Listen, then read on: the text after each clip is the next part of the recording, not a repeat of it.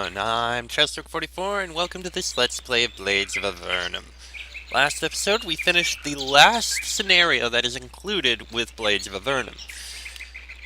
But as I said before, I want to go through all of the custom scenarios made by all of the other players who have decided to make scenarios, and I have all sorts.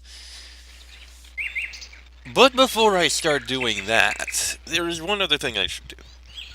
These scenarios come in all sorts of levels and like, ranging from level 1 to, I think the highest starts at level 55, and all the levels in between. And, of course, you never know what you might need to start with and stuff like that. So I'm going to go through a few utility scenarios that I'm going to be using in order to, well, show you how I'm going to use these things and basically be a bit better.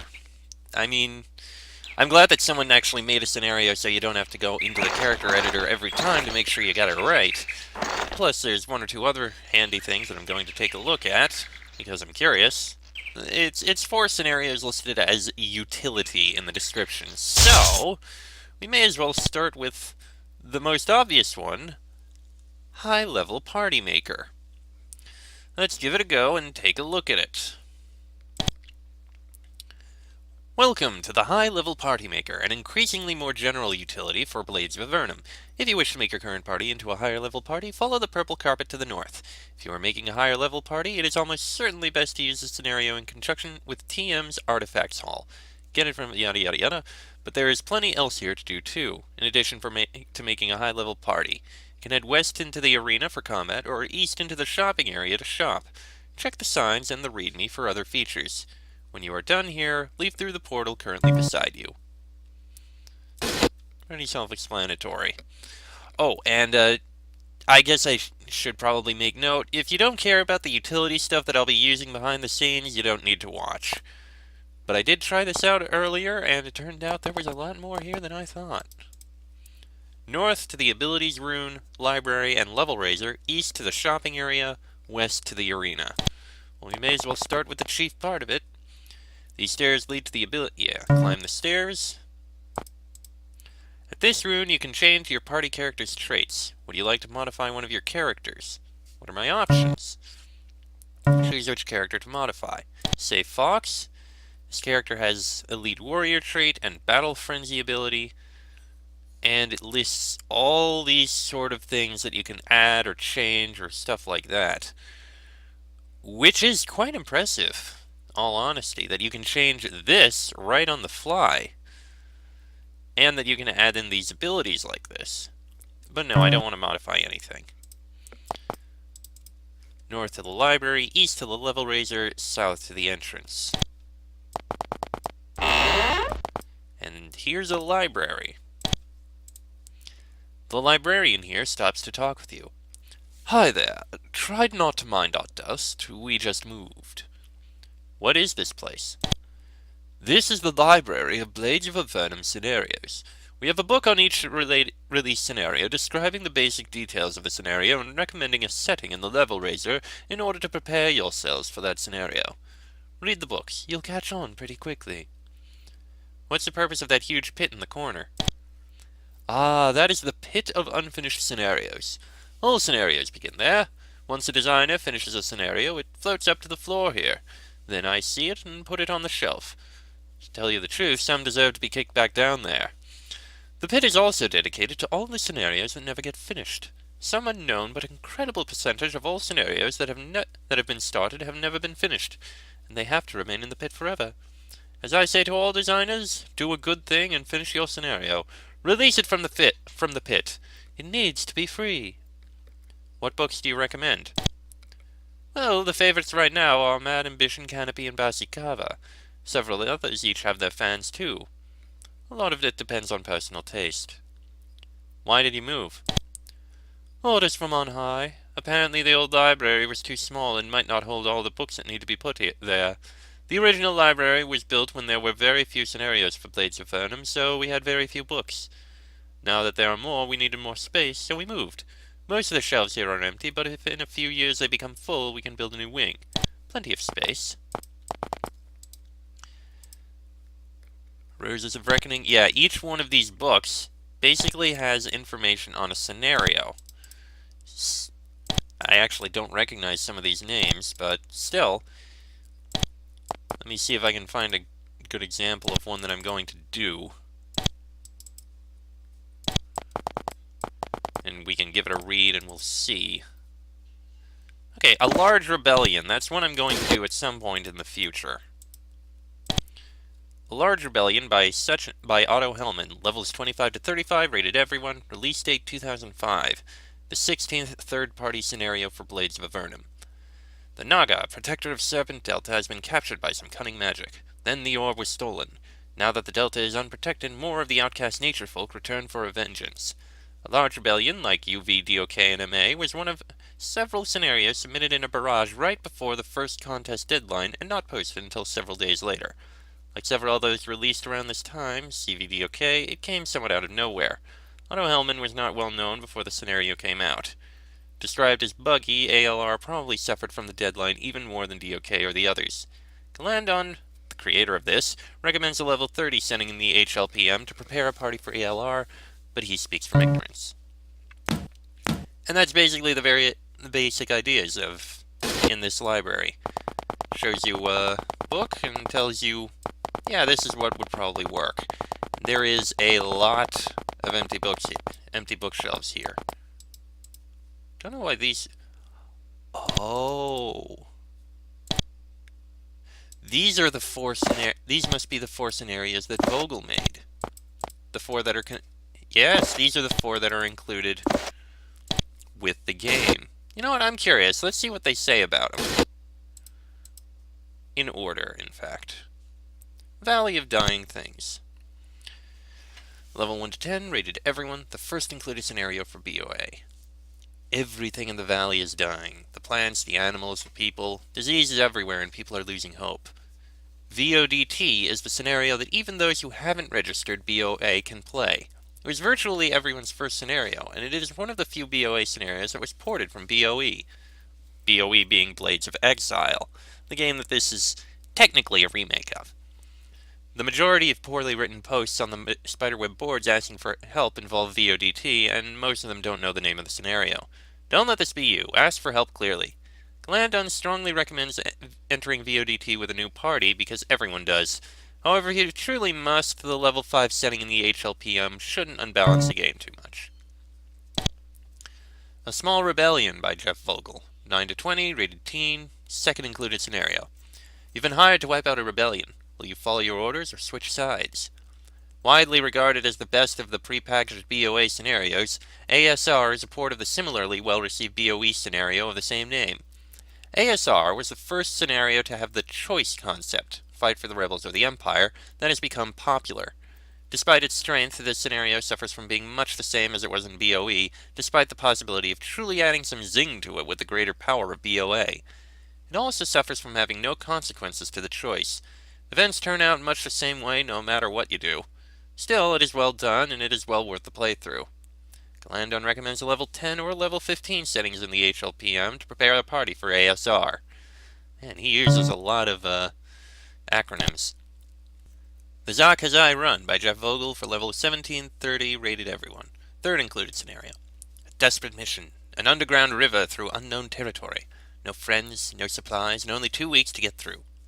Generally considered the worst of the prepackaged BOA scenarios, ZKR features a hackneyed plot that seems to serve only as an excuse for one dungeon after another. Several people have wondered why Jeff even ported the scenario. The best that can be said of it is that it is competently designed, and if you completely ignore the text boxes and dialogue, it can be rather fun. The dungeons are reasonably good. Ironically, because of the poorly executed time limit and the out-of-whack monster balance, this scenario can actually be replayed several times using the same party, and probably should be. Galandon recommends a level 20 setting in the HLPM to prep a party for this adventure, although again, because of the monster balance, you wouldn't go too wrong with the level 30 setting either. Diplomacy with the Dead by Jeff Vogel. Level 25 to 35, rated everyone. The fourth included scenario for BOA, and the very first BOA scenario that was not a BOE import. Seemed like a simple mission. Show up, kill a vampire. Then things got complicated. DWTD was the first new scenario for BOA, the only prepackaged one that was not a port of a BOE scenario. It is also the shortest prepackaged scenario. It features a villain with the same name as a character in Avernum 3, although whether the two are the same being is unclear. This isn't representative of much of the work. It is solid, but it could have been so much more. Calandon recommends level 25 or 30 settings in the HLPM to prepare a party for DWTD, although 35 is probably acceptable too. I figured I may as well read those. I may take a look through these other books at some point just to see everything. Because why not? On my own, I mean. I may do like... I think I may read through all these books and just tack them onto the beginning of each of the scenarios I do when I start them. Just so we have like a little pre-bit. You know, something to get people set up for it. I don't know. It's a thought. Anyway, with that all done in there, this heads, I believe, up to the main thing. Yep, the level raiser. South level raiser, west library. Yeah, that heads back to there. Here's the chief thing. Panic rune, exit the high level party maker. Would you like to leave the HLPM entirely? You should probably only do this if you're irrevocably stuck. No, we're gonna keep going. Welcome to the level raiser. Once you enter, you may not leave. Are you absolutely sure you wish to use the level raiser right now? Yes. Bear in mind that if you should at any point become trapped and need to exit the level raiser, there are blue panic runes that will take you entirely out of the HLPM. If you're trapped, step on a blue rune. The HLPM reads your party as level 35. You must enter what level you want your characters to be. In the following pop-up box, enter a numeral less than 100, i.e. 10, 35, 52. If you want a God party, enter God. Note your characters will gain experience until their average is this level. Character traits or number of characters in the party do not affect this. It reads our party as level 35. Let's just make it level 36 and see what the end result is. Is this correct? Yes. Head south across the runes and you will rise to the level you requested. Before you do this, turn off BOA's sound. Not the computer sound, but BOA's sound. If you don't, the game will sit almost forever making level chimes. What level is everyone anyway? 35, 37, 36, 34. Okay. We'll be getting the chimes for a bit, but it shouldn't be too much. Isn't this fun? You should probably train now. Once you're done with that, continue heading south.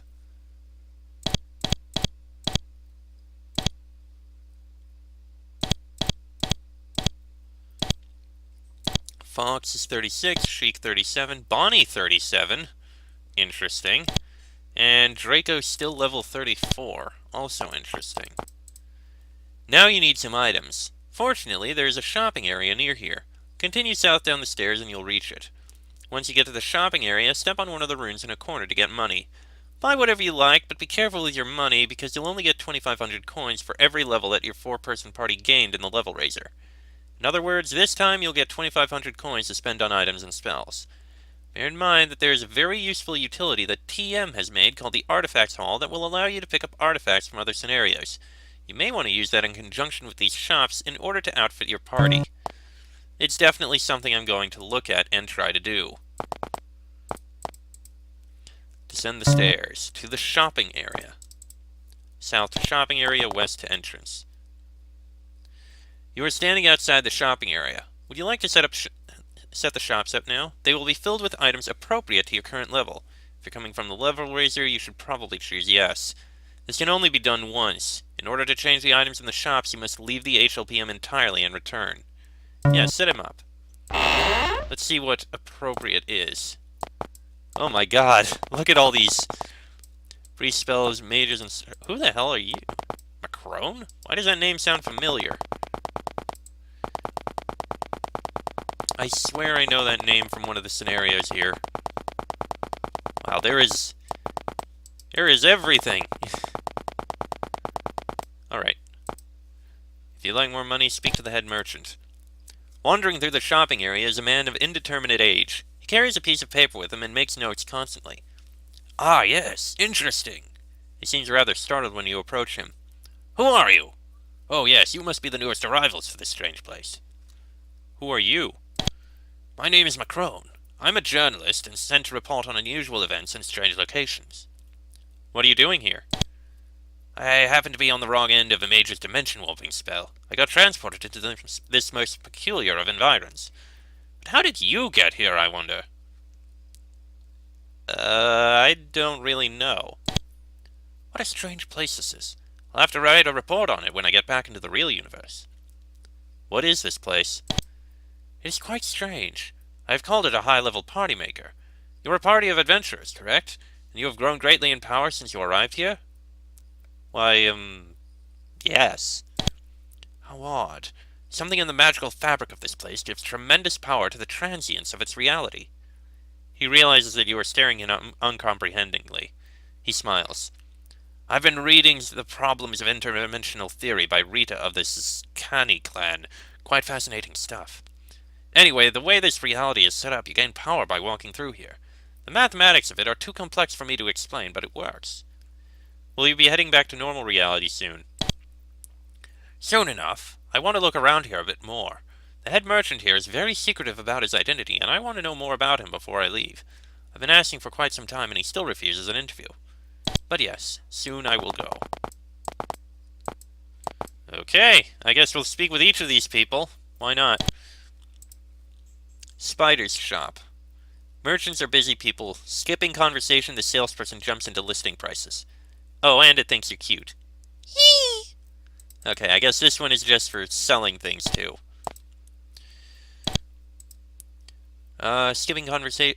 The goods appear to be of decent quality, although the prices are debatable. Even though it says very reasonable. Alright, so a couple gems, magical gems, and mostly scrolls. I doubt I'll buy anything from here if I ever end up here.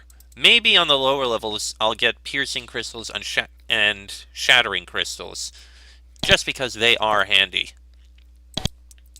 Mage spells, of course, because mage spells are always useful. We can train all the way up as much as we need to, and, well, those are actually pretty... Oh, looks like we can only get so high. Not as high as we could in the official scenarios. Yeah, very much lower than I expected. There's only 4 that I can't trade in. Interesting. And that one is pre-spells, which is also the same thing. Much lower than I expected, but we can train them up, which is good. I could probably get full level ups for all of them. This one is wands. Again, probably not something I'll ever spend time buying. Bracelets and charms. Okay, this is actually stuff that could be nice. Normally, with stuff like this, oh, they are actually fairly expensive in some cases. I may buy 1 or 2 here, but for the most part, when it comes to stuff like this, I often just salvage. You know me, I barely ever buy items and the like. Awesome artifacts. Ooh. Okay, flaming sword, icy longsword, also good. Wait, the icy longsword does acid damage? You'd think it would do... Okay, assassin's dagger, something we got. Giant slayer, I'm surprised is in here. Helm of alertness, resistance to mental effects. I mean, that's something. Not much in the artifacts area. Magic armor. Okay, this is some pretty nice... Robe of the Magi. That is a new icon. I've never seen that before. But holy crap, is that powerful. 3 to intelligence, 3 to magery. Yeah, this is some interesting stuff. Ogrish gauntlets. Asp skin gloves. Interesting. Micah's gloves. Who the hell is Micah? And boots of Apollo. Not bad. And I don't know who that... That guy doesn't say anything. Oh, it's the head merchant. You see a man painstakingly at work crunching numbers. He looks up at you as you approach. Good, more customers. Who are you? Just a humble merchant. My identity is not important. Do you sell anything? Why, yes, I do. Ah, he sells recipes for potions. I may buy a couple of those. I'd like to get more money than I'm supposed to. An avaricious adventurer after my own heart, the head merchant says, smiling. How many thousands of coins would you like in addition to the amount you're supposed to get? Now you must enter an amount between 1 and 100. So enter 1, and I'd get 1,000. You now have 1,000 remaining in the rooms. Okay. Moving on these sides. Okay, body armor. So we have helmets, gloves, bracers, boots, cloaks. Okay, all that stuff. Ardent armor. Okay, this is the basic kind of armor. Leather, studded armor, chainmail, plate mail. Shields. Shields are very nice to see. Okay. Powerful weapons and shields. Blessed Pike, Wave Blades, Razor Discs, Ice Shield. Okay, this is new. Shield of Car. +1 to Strength. Life Shield. 10% chance of saving life. That sounds incredibly powerful and useful. Shield of Clud. Melee and missile damage. This is some interesting stuff that I've never seen before. Okay, this guy does regular weapons. Daggers, swords, spears, pikes, great swords, halberds. Okay. This one is potions. Again, I don't think I'll buy too many potions because I don't use them very often. I may buy a couple, just so I have a few. Most likely just healing potions and haste potions. Okay, energy potions and elixirs I'll definitely buy. Those are always used. Missile weapons, because of course. Javelins, bows, crossbows, bolts, slings. Almost through this. Okay, herbs. I generally salvage them. I don't use them very much. Rings. Rings are always good to have. Quite a few rings. Very nice. Aeskel's ring. Was that an archer? No, that was first aid and potion making. Okay. Okay, this is... I may buy a few torches. Lockpicks are definitely things to buy. Identification. Hi there, this 5-year-old child says. My name is James. Please identify my items. Even this small child knows what your items are, but sadly you don't. Fortunately, he's willing to tell you. For a small fee, of course. And... oh, that's interesting. You can buy levels in all sorts of skills. I like that. I feel like there's something missing from all this, however. Okay, those powders weren't in anything. Somewhere... food! None of these have food with them. The high-level party maker is very, very good at giving you everything you could possibly need except food. None of these guys have any food. Oops. Oh, that's unfortunate. Well, you can get 250. You have minus 1,000 remaining in the rooms, right? Descend the stairs. Oh, what's this? The arena, southeast shopping area, northeast entrance. A merchant in rich garb sits here and watches you approach. Yes? What do you do? I run the arena here. You can fight monsters in different sorts of combats in the arena. I've noticed that passing adventurers like to try out their skills sometimes, and the locals pay to watch. Good deal for all. If you'd like to sign up, just tell me what kind of fight you're looking for. I also run the healing rune over in the corner. Feel free to use it at any time to restore yourself. I'd like an easy combat. An easy one, eh? Certainly I can do that. Just proceed east to the arena then. Anything else? Oh, we can make it into a range-based combat if we want. Well, that's all for now. Okay. The arena combat room. I think she meant west, not east.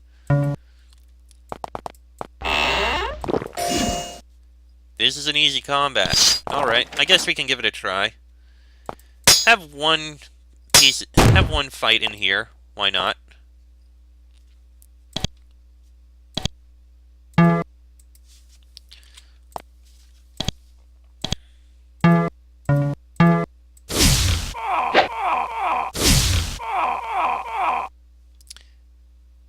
Because why not? Okay, and can't do very much from in there.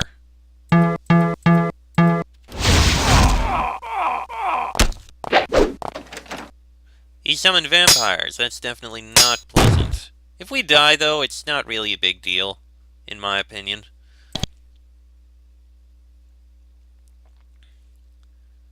Divine Retribution would actually be very good. Did not do much of anything. Very unpleasant. That was pretty powerful, though.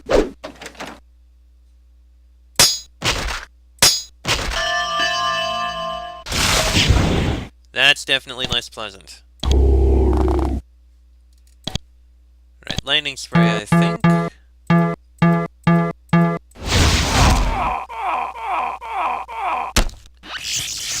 Also, definitely not pleasant.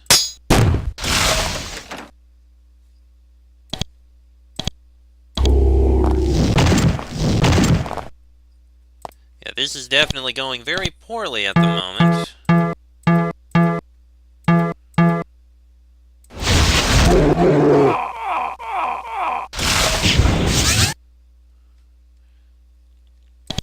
Very, very poorly.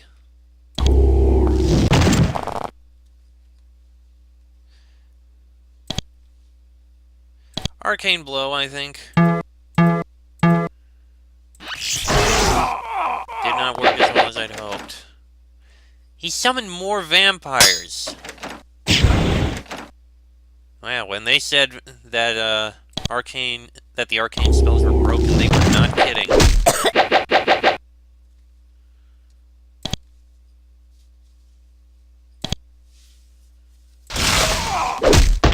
Yeah, we're gonna die here.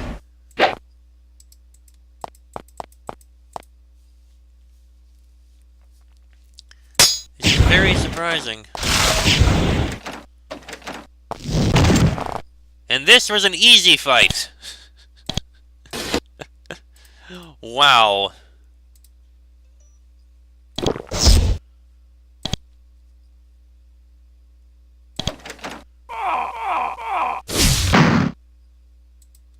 Yes, descend the stairs.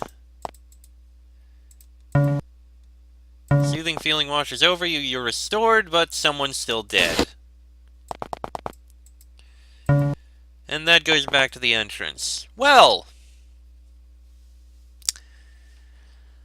I think I'm going to end this episode here, because it was half an hour. That was actually longer than I expected, and that ending did not go how I intended it to. Well, damn. And I can't get Bonnie back. I'm definitely not going to be saving after this, especially because we're going to lose everything Bonnie was holding. Huh. An easy fight was harder than I expected. Well then. I guess I'll end this episode here. Next episode, I'm going to take a look at one or two other utility scenarios, or scenarios listed as utilities. There's like 3 of them, and I want to take a look at them. That'll be in the next episode. So until then, I'm Chester44, that is Fox, Sheik, Bonnie's Corpse, and Draco. This has been a Blades of Avernum Let's Play, and I shall see you all next time.